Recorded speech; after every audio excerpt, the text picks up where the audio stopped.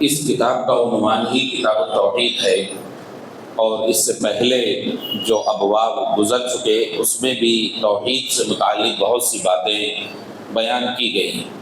پھر اس باب کے اندر تاکیدی طور پر توحید، اخلاص اور توحید پر زور دینے کے لیے وہ آیتیں لے کر آتے ہیں مصنف رحمہ اللہ، جن کا تعلق زیادہ تر انبیاء سے ہے، اور ان آیات کے اندر اللہ رب العالمین نے اس بات کو ذکر فرمایا ہے کہ انبیاء اور رسل کو یہ لوگ بڑا مان کر، بزرگ مان کر ان سے دعائیں کرتے تھے۔ ان کے یہاں پر اپنے بزرگوں کے متعلق، انبیاء اور رسل کے متعلق، ملائکہ کے متعلق ان کا تصور اتنا بڑا ہو گیا کہ وہ لوگ اللہ کی توحید میں شرک کرنے لگے۔ ایسی ہی آیتوں کو ذکر کیا گیا ہے، کیونکہ اللہ کے سوا جس کو بھی پکارا جائے تو وہ اپنی آپ خود طاقت نہیں رکھتا ہے۔ کتنا بھی بڑا کوئی ہو جائے، جس کو بھی پکارا جائے اللہ کے سوا، تو اس کے پاس اپنی قدرت نہیں ہوتی، اس کے پاس اپنا علم نہیں ہوتا، سیکھا ہوتا ہے، کوئی اس کو سکھایا ہوتا ہے۔ تو اللہ کے سوا آپ یہ دیکھیں، اگر غور کریں کائنات پر، آپ اتنی بڑی شخصیت کو کیوں نہ پکاریں، اس کے پاس خود کی طاقت نہیں ہے، اس کے پاس خود کا علم نہیں ہے۔ فرشتوں کو دیکھیں آپ، تو فرشتوں کے پاس جو بھی طاقت ہو، جو وہ اللہ کی دی ہوئی ہے، ان کے پاس جو بھی علم ہو، انبیاء و رسل کو لیں، ان کے پاس جو علم ہوتا ہے، وہ جو لوگوں کو باتیں بتاتے ہیں، یہ ایسا نہیں ہے کہ ان کو بتا کے خود وہ علم حاصل ہو گیا ہے۔ اللہ تبارک و تعالیٰ نے ان کو نوازا اس علم سے، اس کمال سے۔ سب سے پہلی آیت ذکر کرتے ہیں مصنف رحمہ اللہ، اولئک الذین یدعون یبتغون الی ربہم الوسیلہ ایہم اقرب۔ اولئک الذین یدعون، جن لوگوں کو یہ لوگ پکارتے ہیں، اولئک الذین یدعون، جو پکارتے ہیں لوگ، جن کو پکارتے ہیں، یبتغون الی ربہم الوسیلہ، تو جن کو یہ پکار رہے ہیں وہ خود اپنے رب کے پاس وسیلہ تلاش کرتے ہیں۔ یبتغون الی ربہم الوسیلہ، جن کو یہ لوگ پکار رہے ہیں بڑا سمجھ کر، بزرگ سمجھ کر، کمال والا سمجھ کر، تو یہ لوگ خود اپنے رب کے پاس وسیلہ تلاش کرتے ہیں، ایہم اقرب، وہ رب کے پاس نیکیاں پیش کر کے، عمل صالح پیش کر کے، وہ خود اپنے آپ میں اس بات کی تلاش میں رہتے ہیں کہ ان میں سے کون اللہ کے زیادہ قریب ہے۔ جن کو یہ لوگ اللہ کا قریب سمجھ کر پکار رہے ہیں، پکارے جانے والے لوگ خود اپنے رب کے پاس اعمال صالحہ کا وسیلہ پیش کر کے وہ خود اس بات کے متلاشی ہیں، تلاش میں ہے کہ ان کے اپنے رب کے پاس کون زیادہ مقرب ہے۔ وَيَرْجُونَ رَحْمَتَهُ، ایک تو اعمال صالحہ کر کے اپنے رب کے پاس قربت کو چاہتے ہیں، وَيَرْجُونَ رَحْمَتَهُ، اور اپنے رب کی رحمت کے امیدوار ہیں کہ ان کا رب ان سے راضی ہو جائے۔ وَيَخَافُونَ عَذَابَهُ، اور اپنے رب کے عذاب سے ڈرتے ہیں۔ ان عذاب ربک کان محذورا، اور بے شک تیرے رب کا عذاب یہ ڈرنے والی ہی چیز ہے، تیرے رب کا عذاب یہ ڈرنے کی چیز ہے۔ تو میرے بھائیو، یہ پہلی آیت ذکر کیے ہیں مصنف رحمہ اللہ۔ اس آیت میں اگر ہم غور کریں تو یہاں پر اللہ کے سوا یہ جن کو پکارتے ہیں، اللہ کے سوا جن کو یہ پکارتے ہیں، وہ یا تو انبیاء ہیں، یا رسل ہیں، یا فرشتے ہیں، یا بزرگ ہیں۔ ان کے علاوہ دوسرے اور نباتات، حجر، شجر نہیں ہو سکتے۔ کیوں؟ کیونکہ اس سے پہلی آیتیں جو ذکر کی گئی ہیں اس میں اسی چیز کا ذکر ہے۔ قُلِ ادْعُوا الَّذِينَ زَعَمْتُم مِّن دُونِ اللَّهِ فَلَا يَمْلِكُونَ كَشْفَ الضُّرِّ عَنكُمْ وَلَا تَحْوِيلًا أُولَٰئِكَ الَّذِينَ يَدْعُونَ يَبْتَغُونَ إِلَىٰ رَبِّهِمُ الْوَسِيلَةَ۔ اور اس سے پہلی آیت میں اللہ رب العالمین نے یہ بات بھی ذکر کی ہے کہ اللہ نے انبیاء اور رسل میں درجات رکھے ہیں، تو اس سے پہلے انبیاء اور رسل کا ذکر ہے۔ یہ لوگ جس کو تم نے اپنے گمان کے مطابق پکار رکھا ہے، اللہ کے سوا پکارتے ہو تم اپنے گمان میں لا کر کہ یہ اللہ کے قریب ہم کو کر دیں گے یا اللہ رب العالمین کے سامنے ہم کو وسیلہ بنا لیں گے، یہ تمہارا اپنا زعم ہے، تمہارا اپنا گمان ہے، ورنہ ان کی حقیقت یہ ہے کہ یہ خود اپنے رب کے بعد وسیلہ تلاش کرتے ہیں۔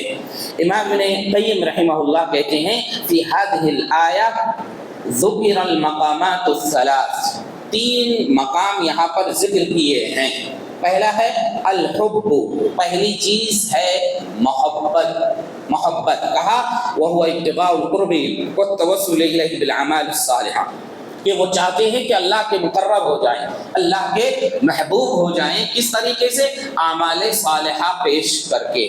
پہلی بات انبیاء اور رسل جن کو یہ اللہ کے علاوہ پکارتے ہیں بڑا سمجھ کر، کہا وہ خود رب العالمین کے یہاں پر اپنی محبوب ہونے کو یہ تلاش کرتے ہیں اعمال صالحہ کے ذریعے سے۔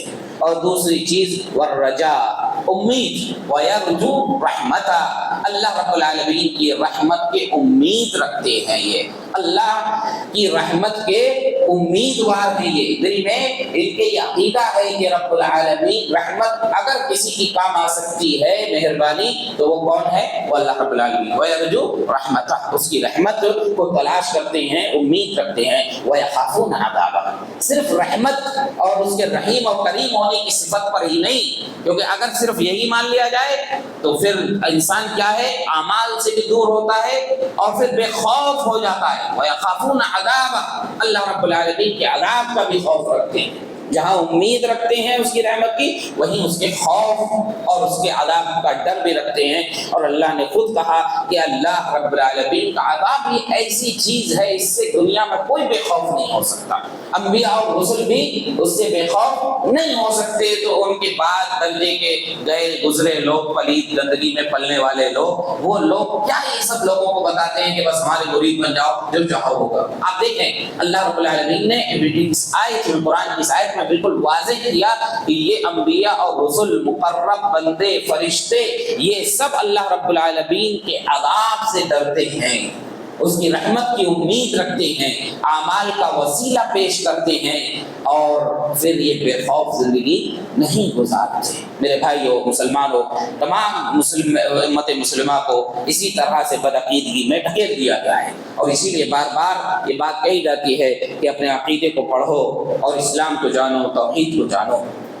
اس ضمن میں نبی صلی اللہ علیہ وسلم کی ایک حدیث ہے، راوی بحث ابن حکیم ہے، وہ اپنے والد حکیم سے، وہ ان کے دادا سے روایت کرتے ہیں کہ نبی صلی اللہ علیہ وسلم سے کہا گیا، یا رسول اللہ ما اتیتک الا بعد ما حلفت عدد اصابع هذه، اے اللہ کے رسول میں آپ کے پاس آیا ہوں، میری انگلیوں کے برابر قسم کھا کر آیا ہوں، اتنی بار قسم کھائی ہے میں نے، تب آپ کے پاس آیا ہوں۔ اللہ آتیک فوالذی بعثک بالحق ما بعثک بہ، میں آیا ہوں صرف اس لیے کہ قسم ہے اس ذات کی جس نے آپ کو حق دے کر بھیجا ہے، ذرا بتائیں تو صحیح حق ہے کیا ہے حق؟ پہلے تو میں قسم کھایا آپ کے پاس نہیں آنا چاہتا ہوں، اگر آنے کا ارادہ ہے تو قسمیں کھا کر آتا ہوں، اور میرے آنے کا مقصد صرف اور صرف یہی ہے کہ اس ذات کی قسم جس نے آپ کو حق دے کر بھیجا، وہ حق ہے کیا ہے وہ حق؟ اللہ کے رسول، تو آپ نے فرمایا الاسلام، اسلام یہ حق ہے۔ قال، پھر کہتے ہیں وہ شخص جو آئے، وہ الاسلام، اللہ کے رسول اسلام ہے کیا؟ تو آپ صلی اللہ علیہ وسلم فرمایا ان تسلم قلبک وان توجہ وجہک الی اللہ، اپنے دل کو اللہ کے طرف لگا دے، اپنے دل کو اللہ کی راہ میں لگا دے، اپنے دل کو اللہ کے لیے جھکا دے، اپنے چہرے کو اللہ رب العالمین کی طرف لے جا۔ اور کہا وَأَن تُصَلِّيَ الصَّلَوَاتِ الْمَكْتُوبَةَ وَتُؤْتِيَ الزَّكَاةَ الْمَفْرُوضَةَ، کہا نماز جو 5 وقتہ ہے اس کو ادا کر، اور جو زکوٰۃ تجھ پر فرض کی گئی ہے اس کو ادا کر۔ دوسری ایک روایت ہے جس میں یہ وضاحت ہو جاتی ہے کہ یہ کون ہیں جو آئے۔ راوی اصل میں کہتے ہیں عامر بن عباسہ یہ راوی ہیں، ایک شخص اللہ کے رسول صلی اللہ علیہ وسلم کے پاس آئے، کہا یا رسول اللہ مل اسلام، اسلام کیا ہے؟ آپ نے فرمایا ان یسلم قلبک للہ عز وجل، اسلام یہ ہے کہ تمہارا دل اللہ رب العالمین کے لیے جھک جائے، تسلیم کر لے ہر کام کے لیے اللہ تبارک و تعالیٰ کو، تمہارا دل اللہ رب العالمین سے لو لگا لے، لگ جائے اللہ کے لیے۔ وَأَن يَسْلِمَ الْمُسْلِمُونَ بِاللِّسَانِكَ وَيَدِكَ، اسلام یہ ہے کہ تم اللہ کے ہی لیے جھکنے والے ہو، کسی اور کے سامنے نہ جھکنے والے ہو، اور اسلام یہ ہے کہ مسلمان تمہاری زبان اور تمہارے ہاتھوں سے محفوظ ہو جائیں۔ ان یسلم المسلمون من لسانک ویدک، کہ مسلمان تمہاری زبان سے تمہارے ہاتھ سے محفوظ ہو جائیں۔ آپ دیکھیں ہاتھ سے پہلے نبی صلی اللہ علیہ وسلم نے زبان کا ذکر کیا، کیونکہ یہ زبان بہت آسان ہے چلانا، لیکن اس کی مار اتنی ہی خطرناک ہے۔ ہاتھ کا درجہ بعد میں آتا ہے، پہلے زبان نکلتی ہے، اور اسی لیے میں کہتا ہوں کہ اگر یہاں بچے اور خواتین بھی آئیں گی تو انشاءاللہ ان کو بھی اس میں تربیت ملے گی۔ زبان چلانے میں سب سے زیادہ تیز عورت ہوتی ہے، ہر مرد کوشش کرتا ہے اس بات کی کہ وہ اس کو ناراض نہ کرے، لیکن وہ زبان چلتی ہے چلتے چلتے خطرناک بن جاتی ہے، تب جا کر آدمی کا صبر بول جاتا ہے۔ اور آپ دیکھیں اسی لیے اس میں نبی صلی اللہ علیہ وسلم کی تعلیمات مرد خواتین سب کے لیے، پورے معاشرے کو نبی صلی اللہ علیہ وسلم درست کرنے آئے۔ یہاں دیکھیں آپ نے فرمایا اسلام کیا ہے، اور اسلام کو ماننے والے پہلے سب سے پہلی چیز کہ اپنے آپ کو صرف اور صرف اللہ کے لیے جھکا دیں، اپنے دل کو، اپنے چہرے کو، اپنے سر کو، اپنا رکوع اور سجود صرف اور صرف اسی کے لیے کر دیں۔ اور اسلام یہ ہے کہ مسلمان تمہاری زبان سے، مسلمان تمہارے ہاتھ سے محفوظ ہو جائے۔ تو زبان کی کاٹ بہت خطرناک ہوتی ہے، اسی لیے نبی صلی اللہ علیہ وسلم کی اس روایت میں یہ ہے کہ زبان سے محفوظ ہو جائیں اور ہاتھ سے محفوظ ہو جائیں، کسی کو یعنی مسلمان کو کسی بھی طور پر نقصان نہ پہنچائے۔ یہ معنی نہیں ہے کافر کو پہنچائے، ہرگز یہ معنی نہیں ہے کہ کافر کو پہنچائے۔ حالات کے حساب سے، عام حالات میں یہ مسلمان کے لیے بھی حکم ہوگا اور یہ کافر کے لیے بھی حکم ہوگا، لیکن چونکہ مسلمان کا مسلمان سے ہی سابقہ پڑتا ہے تو اس لیے ذکر مسلمان کو کیا جا رہا ہے۔ اسلام کی بات ہے تو مسلمان کے لیے یہ بات ذکر کی جا رہی ہے۔ اور یہ زمانہ تو ہمارا یہ ہے کہ مسلمان بزدل اتنے ہو گئے ہیں کہ صرف اپنے کو ہی ستا سکتے ہیں، دوسرے تک تو ان کی ہے ہی نہیں ہمت، دوسروں تک پہنچنے کی ان کی ہمت نہیں ہے۔ گھر میں گھر آپس میں، یا پھر اگر باہر ہے تو مسلمان کو ہی ستا سکتا ہے۔ یہ تصور ہی ختم ہو گیا آج مسلمان کے یہاں سے کہ وہ کافر سے کڑک ہو کر بات کر سکے۔ اللہ رب العالمین ہمیں ایمان کے اس درجے میں نہ پہنچائے، ہمیں ایمان کے اعلیٰ درجے میں رکھے رب العالمین۔ اور اعلیٰ درجہ یہ ہے کہ اسلام کی تمام تعلیمات کا پہلا حق مسلمان کے لیے ہوتا ہے، اور اس درمیان میں کفر کے ساتھ رہتا ہے، اہل کفر ہیں تو ان کے ساتھ بھی وہ اسلام کی اچھائیوں کو پیش کرے گا اپنے اعمال کے ذریعے سے۔ فَأَيُّ الْإِسْلَامِ أَفْضَلُ، پھر صحابی نے پوچھا اللہ کے رسول اسلام میں کون سا افضل اسلام ہے؟ اسلام تو جان گیا میں یہ ہے، لیکن اسلام میں بھی اب میں جانوں کہ مسلمان ہے، مسلمانوں میں کون مسلمان زیادہ اچھا ہے، افضل ہے؟ کہا الایمان، مسلمان تو لا الہ الا اللہ کہہ دیا تو سب مسلمانوں کو، رافضی بھی مسلمانوں کے زمرے میں آتے ہیں۔ اگر ایسا نہ ہوتا تو ان کو مکہ جانے نہیں دیا جاتا، ان کو زیارت کے لیے اجازت نہیں ہوتی حج کی، لیکن لا الہ الا اللہ کی شہادت وہ دیتے ہیں تو اسلام کو وہ ظاہر میں دکھاتے ہیں۔ اس لیے کہا فَأَيُّ الْإِسْلَامِ أَفْضَلُ، اسلام میں کون سا اسلام افضل ہے؟ کس کا مانا جائے کہ کون واقعی مسلمان ہے؟ قال الایمان، ایمان، وہ اسلام جو ایمان کے ساتھ ہو، جو ایمان کے ساتھ ہو اسلام۔ کہا راوی نے، سوال کرنے والے صحابی نے، وَمَا الْإِيمَانُ، اللہ کے رسول ایمان پھر کیا ہے؟ ایمان کیا ہے؟ کان تؤمن باللہ وملائکتہ وکتبہ ورسلہ والبعث بعد الموت، کہا کہ تم ایمان لاؤ اللہ پر، اس کے رسولوں پر، اس کی کتابوں پر، اور مرنے کے بعد جینے پر۔ یہی تمام باتیں ہیں۔ ہم لوگ یہ سمجھتے ہیں کہ ہم نے تو جان لیا ہے عقیدہ توحید، ہم تو اہل حدیث ہیں، اس لیے ہم کو کیا پڑھنے کی ضرورت ہے؟ بار بار بار بار اس کو پڑھنا پڑتا ہے، اور بار بار ہم اس لیے پڑھتے ہیں اس کو تاکہ ہماری زندگیوں کے اندر صرف اسلام نہیں ایمان کی جھلک دکھے۔ اسلام کی جھلک تو منافق دکھاتے تھے اللہ کے رسول صلی اللہ علیہ وسلم کو، مدینہ میں رہتے ہوئے نمازوں میں ہم سے زیادہ پابند تھے وہ لوگ نمازوں کے، لیکن ان کی نمازیں سب رد کر دی گئی کیونکہ ان کے اندر ایمان نہیں تھا۔ تو اس لیے اسلام اور ایمان، اور اس کے بعد صحابی نے کہا فَأَيُّ الْإِيمَانِ أَفْضَلُ، اے اللہ کے رسول پھر ایمان میں کون سا افضل ایمان ہے؟ اللہ کے رسول صلی اللہ علیہ وسلم فرمائے الہجرہ، الہجرۃ، ہجرت والا ایمان۔ تو صحابی نے پھر پوچھا اللہ کے رسول فَمَا الْهِجْرَةُ، یہ ہجرت کا معنی کیا ہے؟ ہجرت کا معنی کیا؟ اس زمانے میں تو مکہ چھوڑ کر مدینہ کی طرف آنا ہے، جو بھی علاقے میں کہیں پر بھی اسلام لاتا اس کے لیے واجب تھا کہ وہ ہجرت کر کے مدینہ پہنچے۔ فتح مکہ تک یہ سب مسلمانوں کے لیے جب نبی صلی اللہ علیہ وسلم ہجرت کر کے مدینہ پہنچ گئے تو سب پر فرض تھا، واجب تھا کہ کوئی بھی اسلام لانے کے بعد وہ اپنے علاقے میں نہ رہے، مدینہ کی طرف آ جائے۔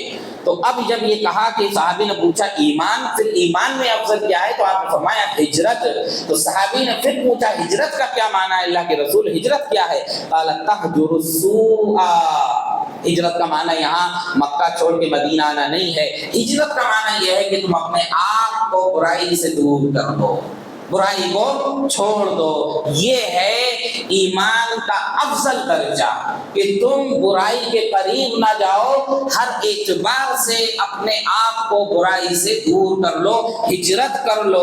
جیسا کہ تم علاقے سے ہجرت کرتے ہو تو وہاں علاقے میں جا کر وہ علاقہ تمہارا ہو جاتا ہے، ویسے ہی برائیوں سے ہجرت کر کے نیکی کی طرف آ جاؤ۔ ایسا رہو کہ برائی سے تمہارا کوئی تعلق نہیں تھا، اب نیکیاں ہی تمہارا گھر ہے۔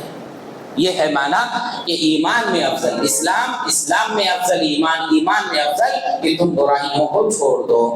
اس کے بعد صحابی نے کہا فَأَيُّ الْهِجْرَةِ أَفْضَلُ، اب اس ہجرت میں افضل کیا ہے؟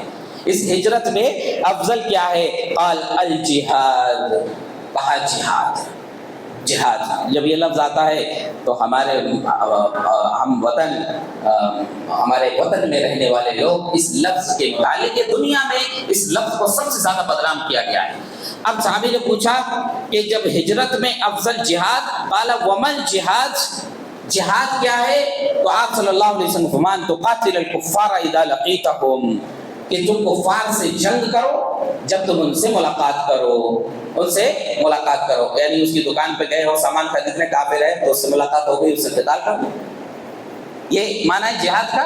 نہیں میرے بھائیو، جہاد کا ایک مفہوم ہے، اس کے لیے سب سے پہلی شرط ہے کہ آپ کے پاس جھنڈا ہو، اور جھنڈے کے لیے ضرورت ہے امام کی۔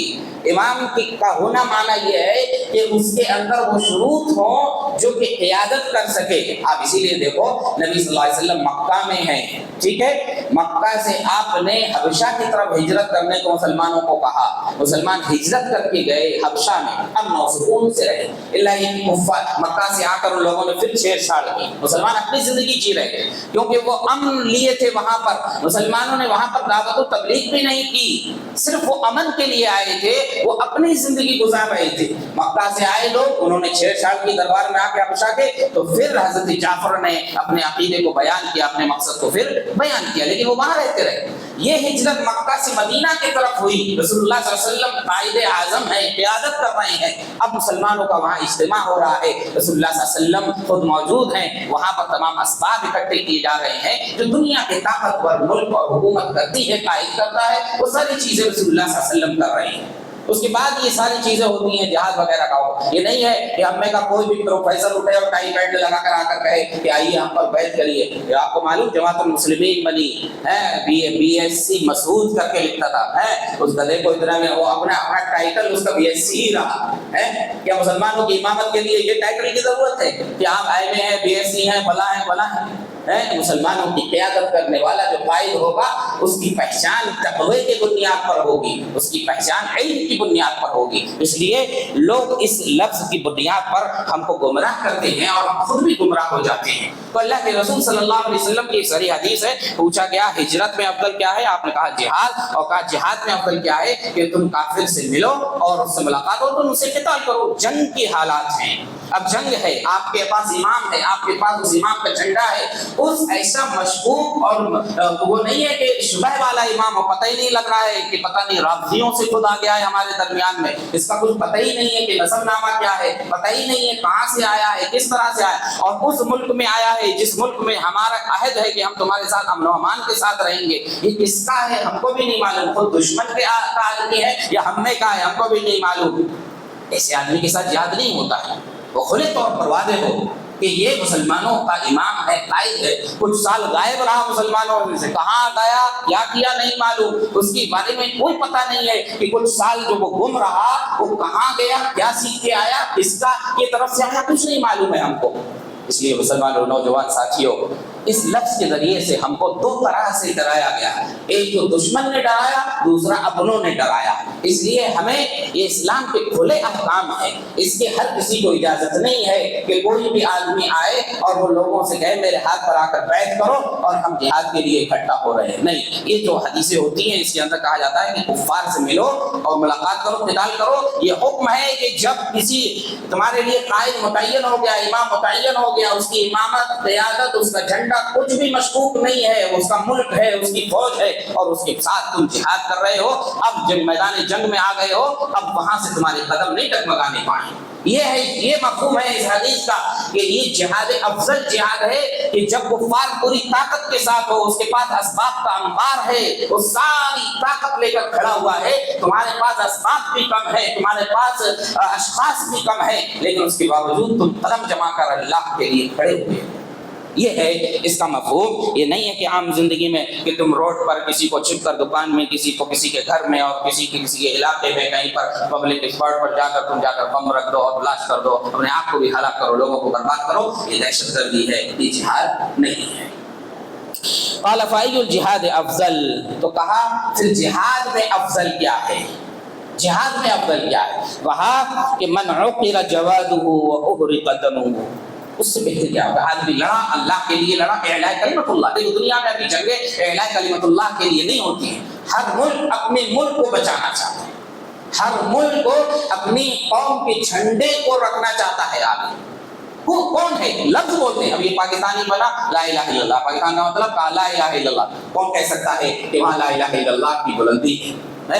یہ مسلمانوں کو کتنا اس میں رکھا گیا، حیران ہو گیا۔ لیکن آپ دیکھیں کہ نعرے سے نہیں ہوتا ہے نا، جمہوریت ہے وہاں، جمہوریت ہے، جمہوریت ہندوستان کی ہو، وہاں کی ہو، جمہوریت تو جمہوریت ہے، امریکہ کی ہو، سب یہ لوگوں کا بنایا ہوا قانون ہے، لیکن اس کے لیے نعرہ دیا گیا کہ لا الہ الا اللہ، مطلب اس کا مولانا کلام آزاد نے اسی ٹائم رد کیا تھا کہ یہ نہیں ہو سکتا ہے، اس کا نام ہی غلط ہے۔ کیوں؟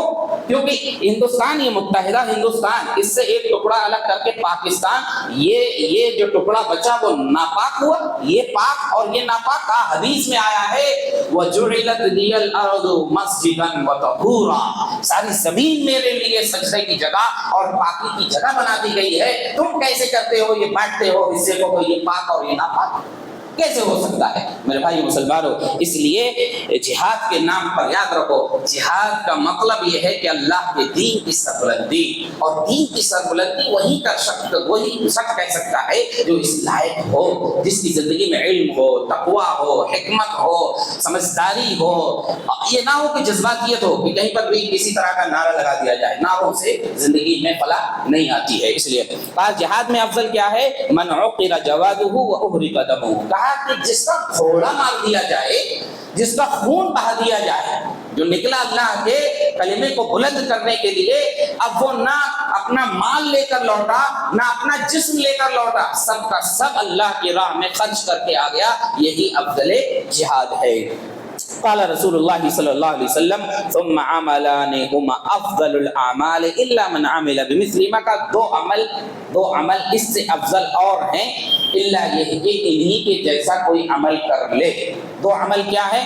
حجۃ مبرورہ او عمرۃ، حج مبرور اور عمرہ کرنا۔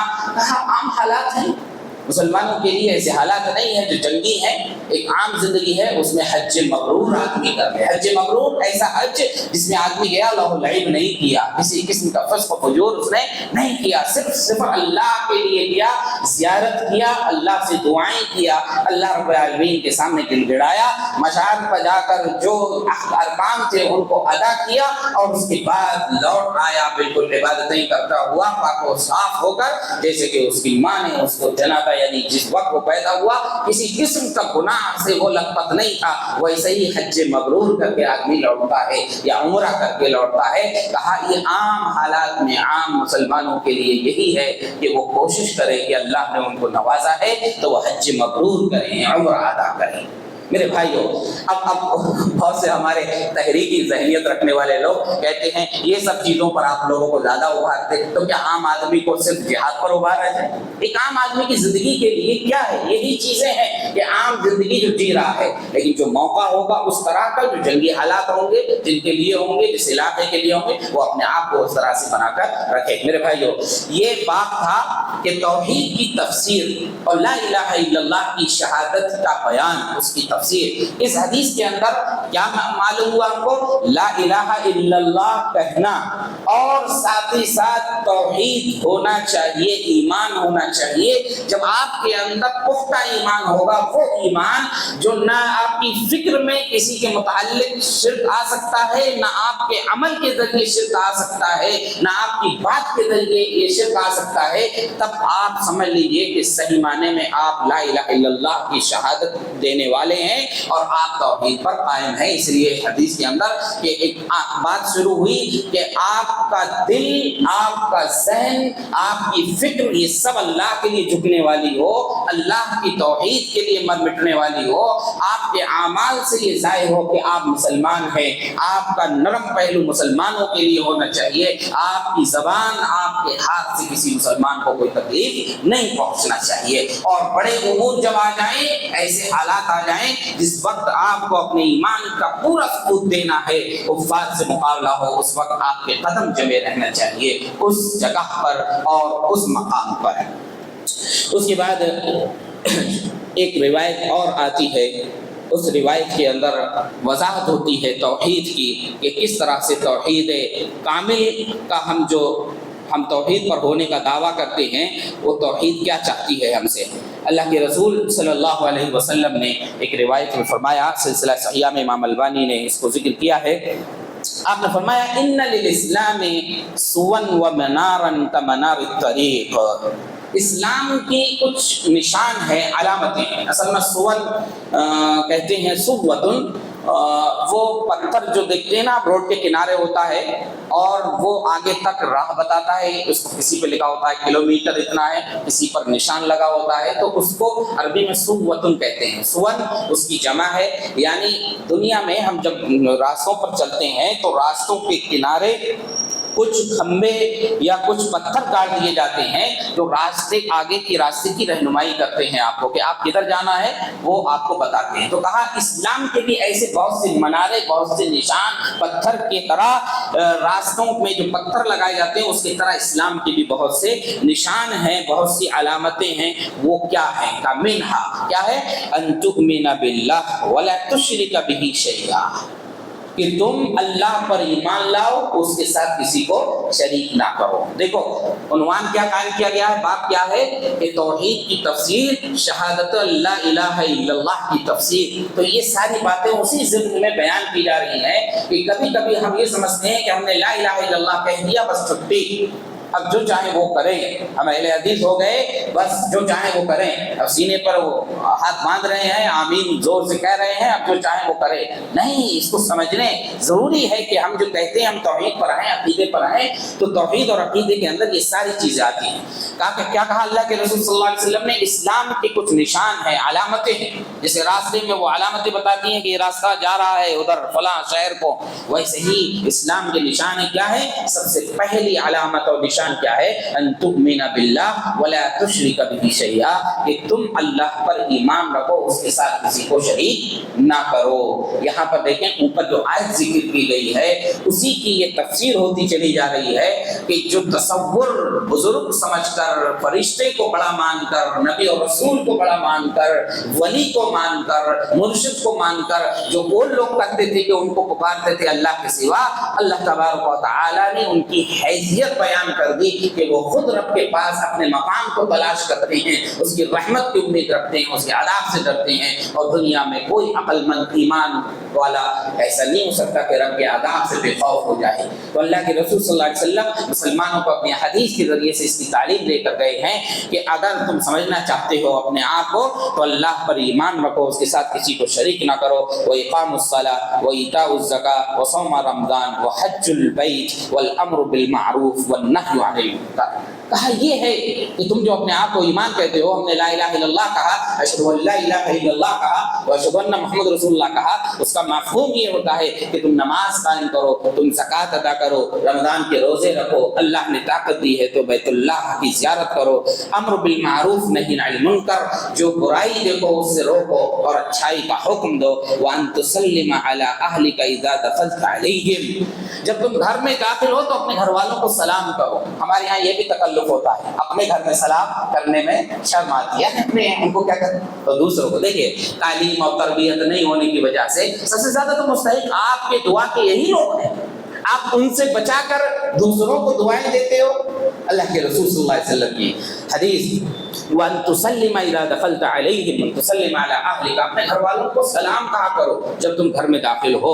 وَأَن تُسَلِّمَ عَلَى الْقَوْمِ إِذَا مَرَرْتَ بِهِمْ، لوگوں کے پاس سے جب گزرو تو سلام کرو۔ فَمَن تَرَكَ مِن ذَلِكَ شَيْئًا فَقَدْ تَرَكَ سَهْمًا مِنَ الْإِسْلَامِ، ان باتوں میں سے جس نے کسی بات کو چھوڑا تو گویا کہ اسلام میں سے اس نے اتنا حصہ چھوڑ دیا، اس نے اسلام کا اتنا حصہ چھوڑ دیا۔ وَمَن تَرَكَهُنَّ كُلَّهُنَّ فَقَدْ وَلَّ الْإِسْلَامَ ظَهْرَهُ، اور جو پورا چھوڑ دے ظاہر سی بات ہے کہ اس نے اپنے آپ کو اسلام کو پیٹ دکھا دی، یعنی وہ اسلام سے منحرف ہو گیا، اپنے آپ کو اسلام سے دور کر دیا۔ یہ ہمارے لیے بڑا اہم ہے کہ جو بھی حصہ ہم عمل میں سے چھوڑتے ہیں اسلام شریعت پر، تو گویا کہ ہم اسلام میں سے اس حصے کو کم کر رہے ہیں اپنے حصے میں سے۔ اس لیے ہم کو اگر لا الہ الا اللہ کہنے پر دعویٰ ہے، شہادت لا الہ الا اللہ کی شہادت پہ ہمارا دعویٰ ہے، تو ہم پر لازم ہے کہ ہم اپنے آپ کو اس طرف لگائیں کہ ہم برائیوں سے روکنے والے، اچھائیوں کا حکم دینے والے، نمازوں کو قائم کرنے والے، زکوٰۃ کو ادا کرنے والے، رمضان کے روزے رکھنے والے، اللہ کے گھر کی زیارت کرنے والے، اور اپنے گھر والوں کو سلام کرنے والے اور لوگوں کو سلام کرنے والے بنیں۔ ایک آیت اور اس درس کی، وَقَالُوا وَإِذْ قَالَ إِبْرَاهِيمُ لِأَبِيهِ وَقَوْمِهِ إِنَّنِي بَرَاءٌ مِّمَّا تَعْبُدُونَ إِلَّا الَّذِي فَطَرَنِي فَإِنَّهُ سَيَهْدِينِ وَجَعَلَهَا كَلِمَةً بَاقِيَةً فِي عَقِبِهِ لَعَلَّهُمْ يَرْجِعُونَ۔ اور یاد کریے اس وقت کو جب کہ ابراہیم علیہ السلام نے اپنے والد اور قوم سے کہا کہ تم جس کے اللہ کے سوا عبادت کرتے ہو اس سے میں اپنے آپ کو الگ کر رہا ہوں، ان سے اپنی برات کر رہا ہوں، میرا ان سے کوئی تعلق نہیں ہے۔ لیکن اپنے والد سے اور اپنی قوم کے سامنے یہ اعلان کیا اننی براء مما تعبدون الا الذی فطرنی، ہاں سوائے اس کے جو جس نے مجھ کو پیدا کیا ہے، الا الذی فطرنی فانہ سیہدین، اور ان قریب وہ مجھ کو درست راہ دکھائے گا۔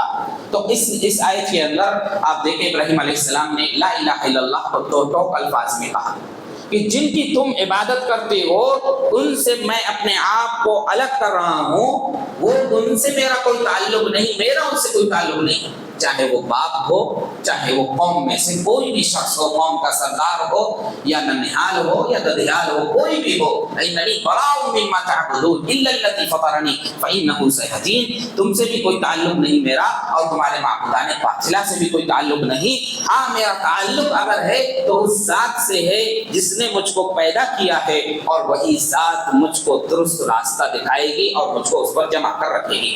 وَجَعَلَهَا كَلِمَةً بَاقِيَةً فِي عَقِبِهِ، یہ جو بات تھی توحید کی، اللہ تبارک و تعالی نے ان کی اولاد میں ابراہیم علیہ السلام کی اس کو باقی رکھا ہے۔ ان کی اس بات کو, اس کلمے کو, توحید کے اس کلمے کو رب العالمین نے ان کی قوم میں باقی رکھا. ابراہیم علیہ السلام نے اپنی اولاد کو اس پر باقی رکھا, لعلہم یرجعون, تاکہ دوسرے لوگ دیکھ کر ان کی توحید کو وہ بھی رب کی توحید کی طرف پلٹ کر آ جائیں. لعلہم یرجعون. اگر ابراہیم کی اولاد باقی رہی, ابراہیم کے اولاد میں سے اللہ نے توحید پر کچھ لوگوں کو باقی رکھا, تو سمجھ لو کہ وہی لوگ دوسروں کے لیے ہدایت پر آنے کا ذریعہ بنیں گے. فَإِنَّهُ سَيَهْدِينِ. رب نے کہا, حضرت ابراہیم نے یقین کے ساتھ کہا, جب میں نے توحید کا دعویٰ کیا ہے, لا الہ الا اللہ کہا ہے, تو تمام معبودان باطلہ سے انکار ہے اور صرف اس ذات کے لیے جھکنا ہے جس نے مجھے پیدا کیا ہے, اور ساری زندگی میں وہی مجھ کو ہدایت پر باقی رکھے گی, درست اور صحیح راہ وہی دکھائے گی, اور اس کلمے کو اپنی اولاد میں باقی رکھنا ہے. ہماری کوشش ہوگی, اللہ تبارک و تعالیٰ کی توفیق ہوگی, تو ہماری اولاد, ہماری نسل جب توحید پر رہے گی تو ان کو دیکھ کر بہت سے بھٹکے ہوئے لوگ اللہ کی توحید کی طرف آئیں گے. یہ پیغام ہے ہمارا اور یہی مقصد ہے ہمارا. ہمیں ابراہیم علیہ السلام کے منہج پر ہیں, اور ہمیں صحابہ کرام کے اس طریقے پر ہیں جس طریقے پر رسول اللہ صلی اللہ علیہ وسلم صحابہ کو چھوڑ کر گئے تھے. ہماری نمازیں, ہمارا ملنا, ہمارے چہرے, ہمارے کپڑے, یہ سب اس بات کی گواہی دیتے ہیں کہ یہی اسلام ہے. کیونکہ دوسرے لوگ دوسری چیزوں کو ملا لیتے ہیں, توحید میں بھی ملا لیتے ہیں, کپڑوں میں بھی ملا لیتے ہیں, نماز میں بھی ملا لیتے ہیں. کسی کی امام کی فقہ شامل ہو جاتی ہے تو کسی کے مرشد کا کچھ دخل ہو جاتا ہے, سوائے اہل الحدیث کے جو اس توحید پر باقی اپنے آپ کو رکھتے ہیں جو توحید ابراہیم علیہ السلام کی تھی. ولم یکن من المشرکین, نہ وہ لوگوں کے علاقے میں رہ کر اپنے آپ کو مشرک میں گردانتے تھے, نہ وہ اپنے پہناوے کے طور پر, نہ اپنے عبادت کے طور پر, نہ اپنے اخلاق کے طور پر, نہ اپنے معاملات کے طور پر. اللہ رب العالمین ہمیں اس دعوے میں سچائی عطا فرمائے. ہمیں اس دعوے میں, ہم جو دعویٰ کرتے ہیں اس بات کا, رب العالمین اس میں پورا اترنے کی توفیق عطا فرمائے. ہمارے اندر جو عملی کوتاہی ہے, کمزوری ہے, اس کو استقامت میں بدل دے. رب العالمین جب تک اس دنیا میں رہیں اسلام پر عمل پیرا رہیں, اور ہمارے اندر توحید جاگزی رہے. ہماری موت آئے اس حال میں کہ ہم توحید پر قائم اور دائم رہیں. سبحانک اللہم و بحمدک, اشہد ان لا الہ الا انت, استغفرک و اتوب الیک.